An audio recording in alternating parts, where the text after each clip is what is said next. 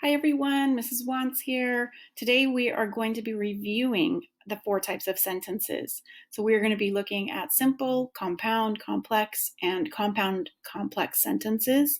This is a review and you have access to the other 4 videos if you want to go more deeply into each one. So this is going to move pretty fast, so feel free to pause the video whenever you need to. So the reason we are learning about the 4 types is we want to evolve our sentences towards complexity. We want to be able to express in writing the complicated ideas that we have in our minds and that we're able to speak. So the 4 sentences are simple sentence, Scout eats peanut butter. A compound sentence, Scout eats peanut butter and she doesn't leave a drop. A complex sentence, whenever Scout eats peanut butter, she doesn't leave a drop. And finally, a compound complex sentence. Whenever Scout eats peanut butter, she doesn't leave a drop. And that means we don't get ants in the house.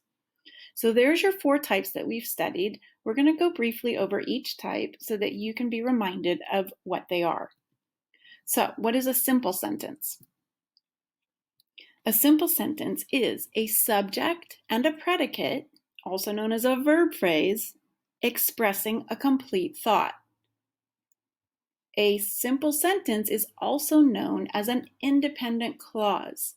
An independent clause is a complete thought with a subject and a predicate. So we use these two kind of interchangeably, a simple sentence, an independent clause. Technically, an independent clause is a simple sentence when it's by itself, but it can also be attached to other parts of sentences, which we're going to get into.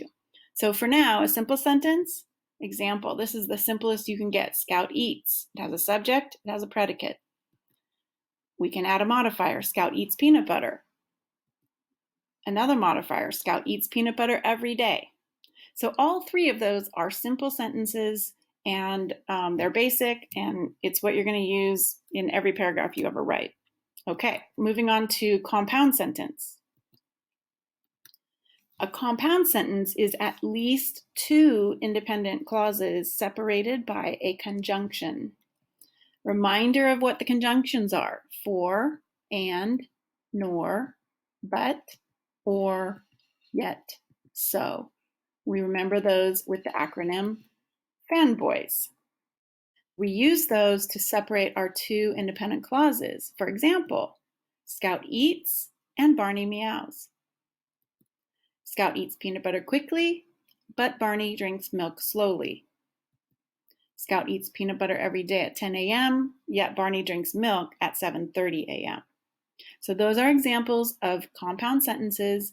And just a reminder, there's your commas. They go in front of the conjunction. A lot of middle school kids and even older make that mistake and put it behind the conjunction, but that's not correct. So the 3rd type of sentence is a complex sentence. A complex sentence has a dependent clause joined by an independent clause. A dependent clause is an incomplete thought. If Scout eats peanut butter, she becomes a little sleepy. Because grapes and raisins are poisonous to dogs, we never buy them at the store. So you can see in blue, the dependent clauses, they are not complete thoughts. They cannot stand by themselves as a sentence. The red ones are complete thoughts. Those are independent clauses. If you took off the blue, those red ones could stand by themselves just fine.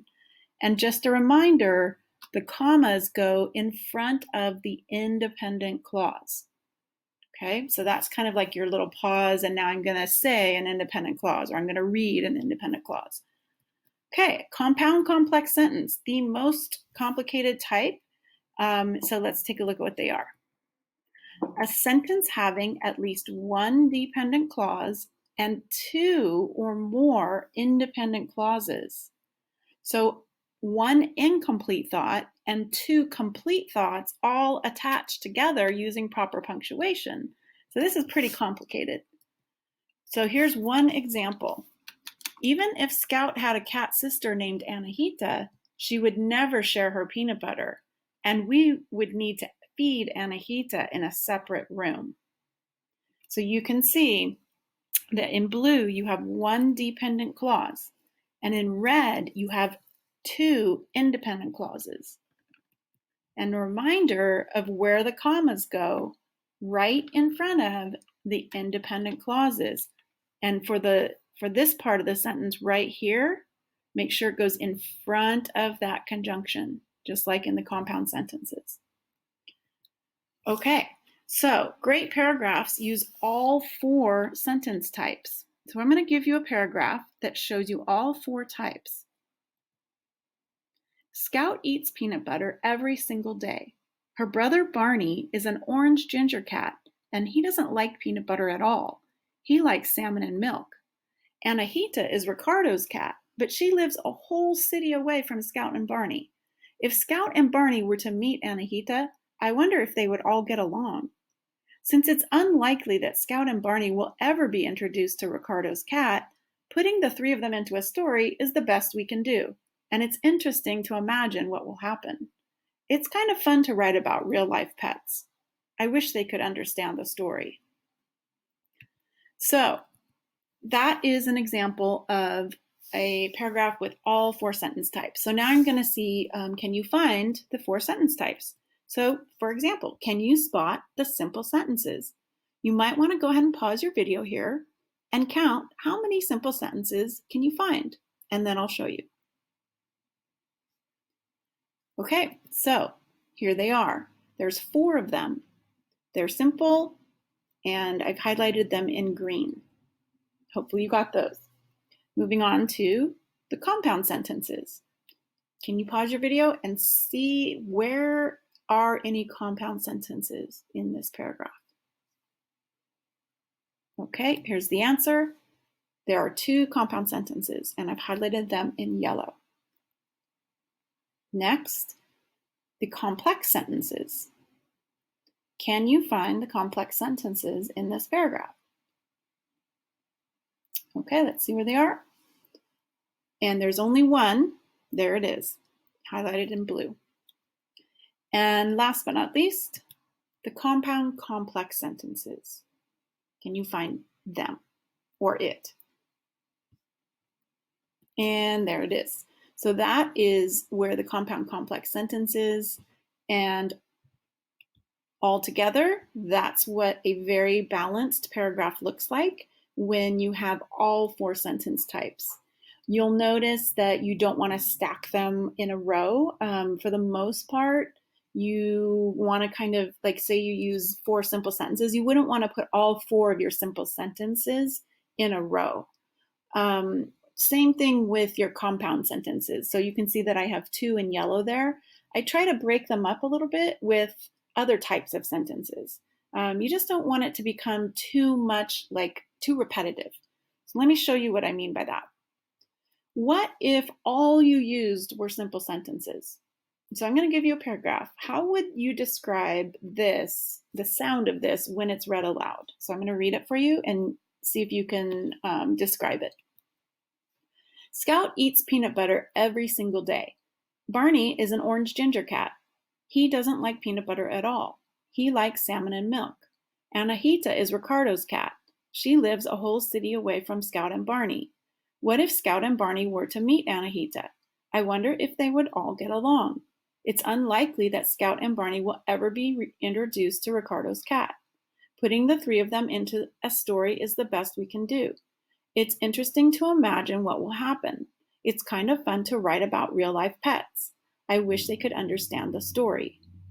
So, how I would describe this paragraph is choppy and simplistic.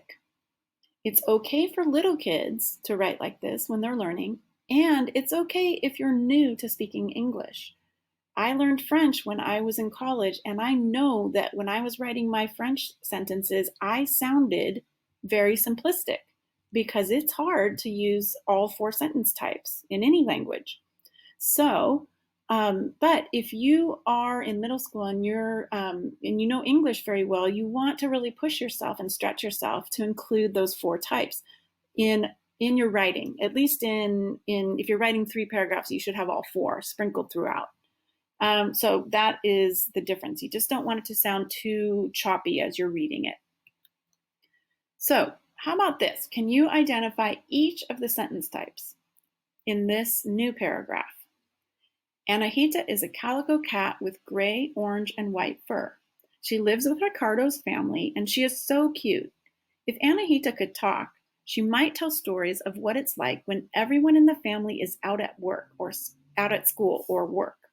She probably gets into all kinds of trouble alone in the house. She might climb on top of the refrigerator, or she might sneak into closets.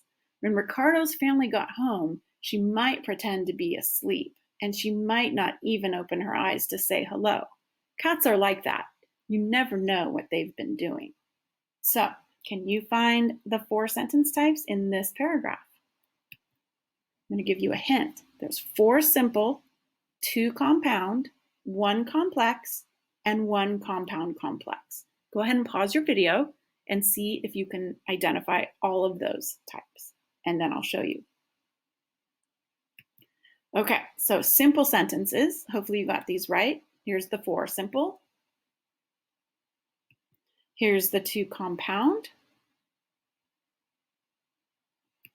Here's the 3 complex, or sorry, the 1 complex.